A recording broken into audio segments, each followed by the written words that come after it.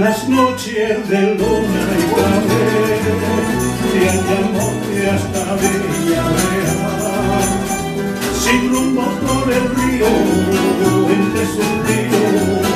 una canción bien igual, que la canta María, al querer de un andaluz. María es la alegría y la agonía que tiene Jesús.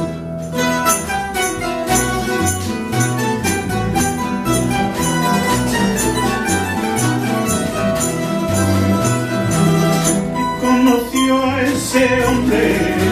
en una noche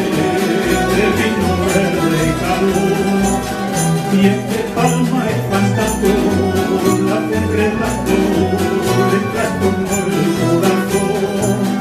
y en las playas de Isla se perdieron los dos, donde rompen los olas, besó su boca y se entregó.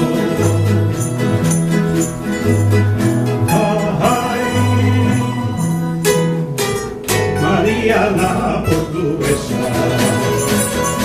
ella llamó hasta Faro, se oye este faro por las tardes, como de beber vino amargo, por el que canta con tristeza, por el que sus ojos cerrados, por un amor desgraciado, por eso canta, por eso pena. Fado, me faltan tus ojos, fado porque me falta tu boca, fado porque se